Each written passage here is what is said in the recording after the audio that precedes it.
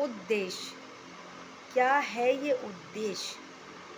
हमारी और आपकी ज़िंदगी में इसका क्या महत्व है, ये मैं आपको वर्णन करके इस वीडियो के द्वारा बताती हूँ। उद्देश्य, ये शब्द स्वयं महादेव जी के मुख से निकला हुआ शब्द है, जो कि आप और हमारी लाइफ में ये हम इसको हर रोज़ जीते हैं, लेकिन हम समझ नहीं पाते हैं। मैं उदाहरण देकर आपको समझाती हूँ। जैसे किसी परिवार में एक बेटे का जन्म हुआ। जन्म होना उसका उद्देश्य था। अब वो हमारे साथ हमें बर्बाद करने आया है या हमारी सेवा के लिए आया है, ये हमारे कर्म पर निर्भर करता है।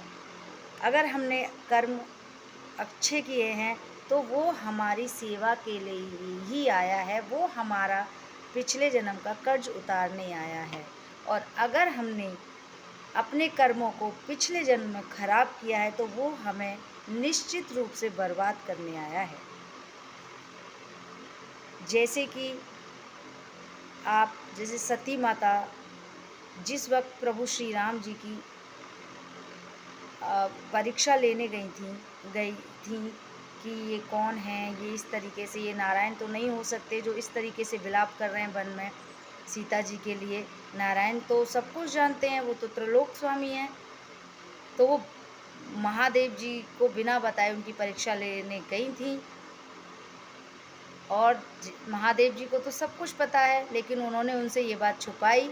लेकिन महादेव जी ने कुछ नहीं बोला, उन्होंने उनका मन ही मन त्याग कर दिया। तो इस बात को सती माता समझ गई थीं,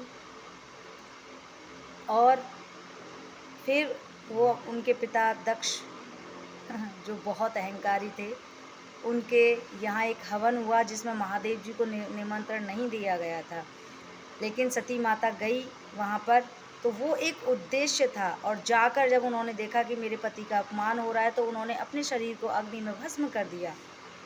इससे एक तो अग्नि से शरीर को जो अग्नि में भस्म किया था, एक तो उनका ये उद्देश्य था कि इस शरीर का उन्हें नाश करना है। दूसरा उद्देश्य था उनके पिता का घमंड, जो कि उन्हें अपने पिता के घमंड को ख़त्म करना था।